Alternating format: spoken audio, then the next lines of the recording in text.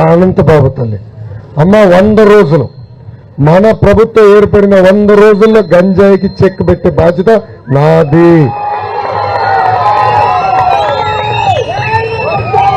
వంద రోజుల్లో మేము చెక్క పెట్టబోతే నేను అసలు మొహం కూడా చూపించాను.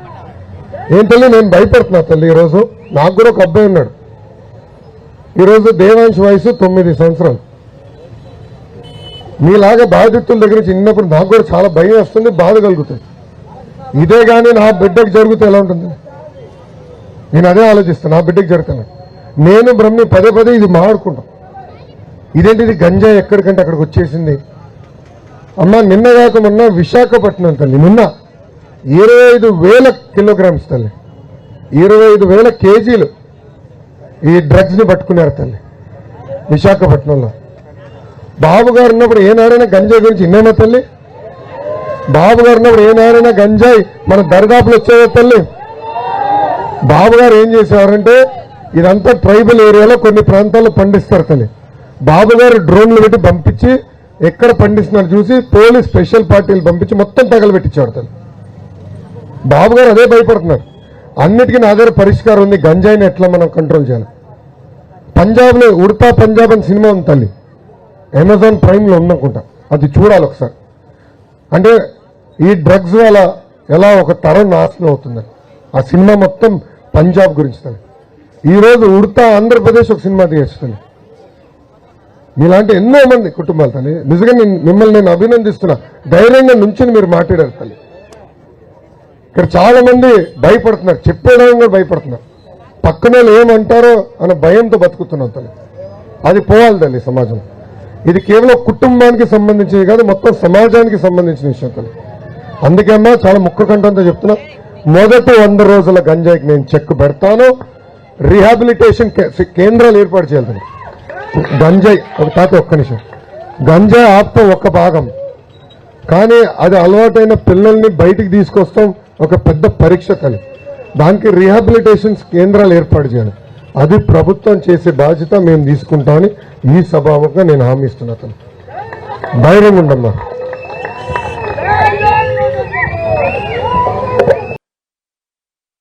అదే మరి ఈరోజు రాష్ట్రం మొత్తం గంజాయి ఉంది.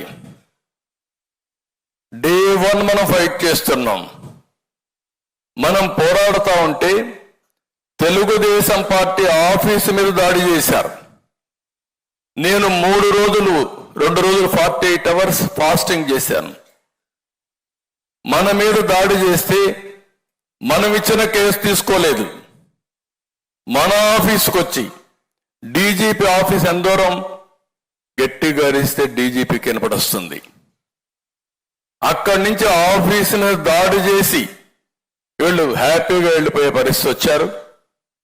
తర్వాత మన సీసీటీవీ కెమెరాల్లో ఉండే ఇన్ఫర్మేషన్ మనం వాళ్ళకి ఇచ్చి యాక్షన్ తీసుకోమని కేసిస్తే తిరిగి మన మీద కేసులు పెట్టి మన వాళ్ళు వేధించారు తప్ప వాళ్ళపైన యాక్షన్ తీసుకోలేదు. దానిపై నేను ఢిల్లీకి వెళ్ళి హోమ్ మినిస్టర్ గారికి వాళ్ళ నేషనల్ లెవెల్లో ప్రెస్ కాన్ఫరెన్స్ పెట్టాం. హోమ్ మినిస్టర్ పంపించాం, అందరికి పంపించాం, అయినా యాక్షన్ తీసుకోలేదు. ఇన్ని రోజులుగా మీరు ఒక్కసారి ఆలోచిస్తే 5 సంవత్సరాల్లో ఒక్కసారి ముఖ్యమంత్రి గంజాయి పైన కానీ డ్రగ్స్ పైన కానీ సమీక్ష చేసిన దాఖలాలు లేవు. ఆ రోజు చాలా స్పష్టంగా చెప్పాం.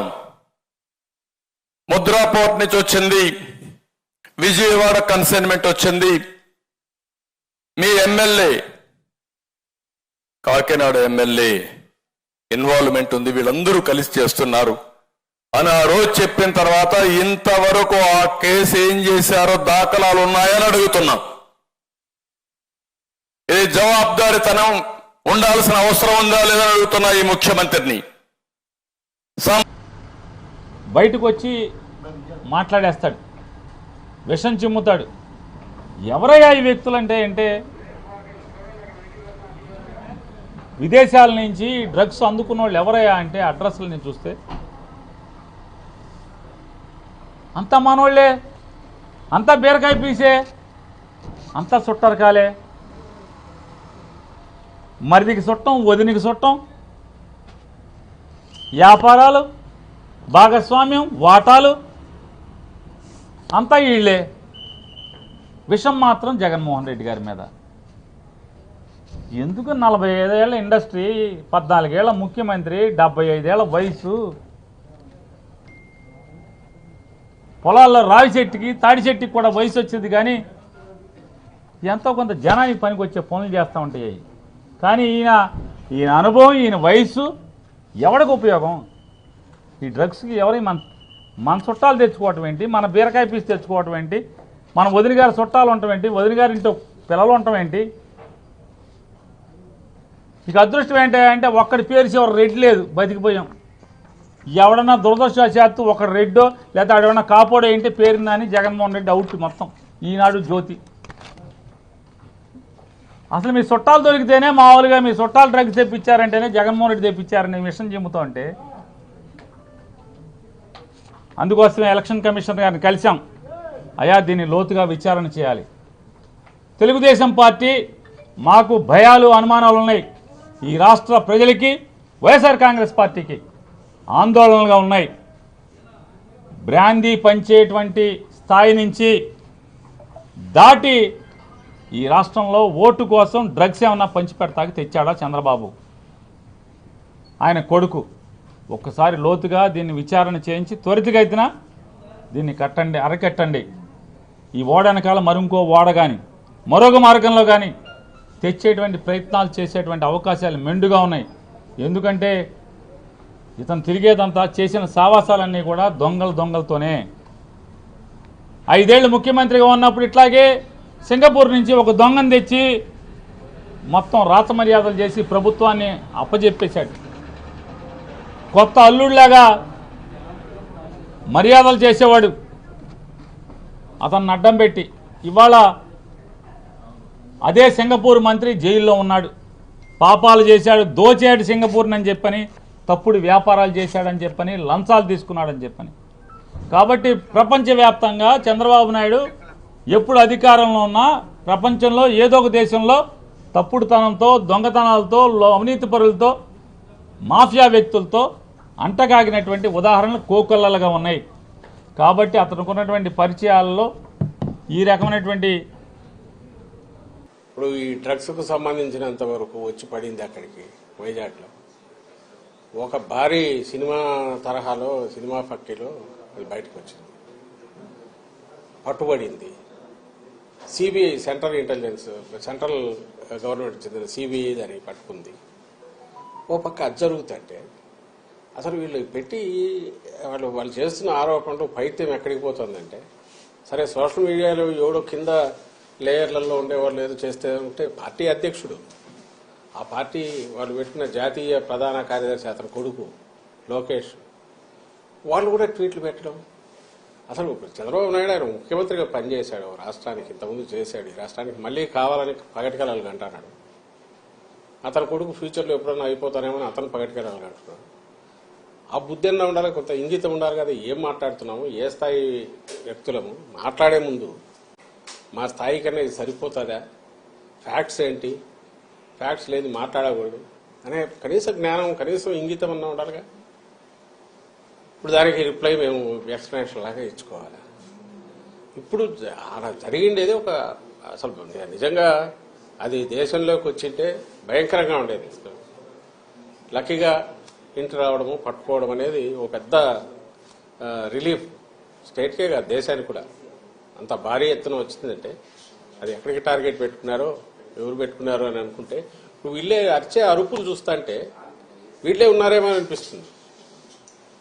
అట్లాగే ఆ కంపెనీల్లో ఎవరున్నారని తెలిస్తే అంతా ఈ కుటుంబాల దగ్గరగా ఉండేవాళ్ళు, బంధువులు. సాక్షాత్తు ఈయన చంద్రబాబు నాయుడు వదిన, ఇప్పుడు BJP state president Purandeswari, NT Rama Rao గారి కుమార్తె, ఆమె కొడుకు ఒక కంపెనీ, దాంట్లో కంపెనీలో ఉన్నాడు. ఆమె వియ్యంకుడు ఆ కంపెనీలోనే పార్ట్నర్ అనుకున్నారు. వాళ్ళు ప్రమోట్ చేసిన కంపెనీనే తర్వాత డివైడ్ అయ్యింది, ఒక్కొక్కరు ఒక యాక్టివిటీ చూసుకుంటున్నారు. బయటకు వచ్చి మేము అటాక్ చేసి వీడు సంజయ్ శివార్ వాళ్ళు, టీడీపీ వాళ్ళు, అట్లాంటి వాళ్ళు ఉల్టా ముందే అందుకొని హడావుడిగా రాత్రి నుంచి పొద్దున్న నుంచి ఉదరగొడుతున్నారు. ఇప్పుడు ఇది కాదు, ప్రతి దాంట్లోనూ వాళ్ళు అలాగే చేస్తున్నారు, ఫస్ట్ నుంచి ఇప్పటి వరకు.